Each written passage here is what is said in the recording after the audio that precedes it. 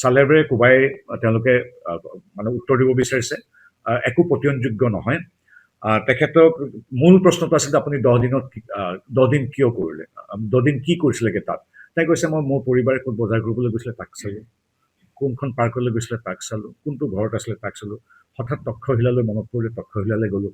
গতিকে এই মানে 10 দিন তেওঁ বজাৰেই চাই পঠালে নে তেওঁ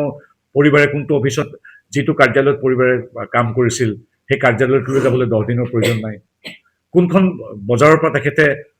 তেখেতৰ সহধৰ্মিনীয়ে বজাৰ কৰিছিল সেই বজাৰখন চাবৰ কাৰণে 10 দিনৰ প্ৰয়োজন নাই গতিকে ইমান চালেবেৰে কোবোৱা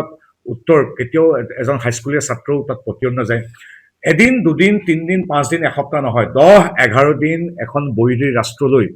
গৈ তেওঁ কি কৰিবলৈ গৈছে বোলে সহধৰ্মিনীয়ে ক'ত বজাৰ কৰিছে সেই বজাৰ কৰা চাবলৈ গৈছিল এইটো বাৰু উত্তৰ হ'ব পাৰে 10 দিনে তেওঁ নাছিল সেইটো কথা আজি আৱিষ্কৃত হ'ল তেওঁ আজি ক'বলৈ বাধ্য হৈছে যে এখন চহৰলৈ গৈছিলো পিছত দুখন চহৰ পাইছো আমাৰ এছআইটি কিমান পৰ্যায়লৈকে গৈছে তেওঁ স্থাম থকা আমি পাছপৰ্টো দেখিলো যে তেওঁ এখন বুলি কৈ তিনিখন চহৰ ভ্ৰমণ কৰিছে আজি তেওঁ ক'বলৈ মিছাকে ক'বলৈ বাধ্য হ'ল যে মই তক্ষশিলালৈ গৈছো বুলি আজি দেশত প্ৰমাণ হ'ল তেওঁ সহধৰ্মিনীয়ে কিদৰে ভাৰতত কাম কৰি পাকিস্তানৰ দৰমহা পাই আছিল আজি প্ৰমাণ হ'ল কিদৰে তেওঁ সনাতন সংস্কৃতিৰ প্ৰতি অনীহা আছে বিতৃষ্ণা আছে এতিয়া কথা হ'ল এগৰাকী সন্মানীয় সাংসদৰ তেওঁ তাত গৈ কি কৰিছিল সঁচাকে তেওঁ তাত কিবা ট্ৰেইনিং কৰিছিল বা আইএসআই হৈছিল নেকি এই কথাটো আন্তঃৰাষ্ট্ৰীয় পৰ্যায়ৰ এটা কথা হৈ পৰিলে এইখিনিলৈকে খুব সুন্দৰভাৱে এছআইটিয়ে প্ৰতিবেদন নি এতিয়া কেন্দ্ৰীয় চৰকাৰক দিব আমি ভাবো কেন্দ্ৰীয় চৰকাৰে ব্যৱস্থা ল'ব ভাৰতৰ আইন মতে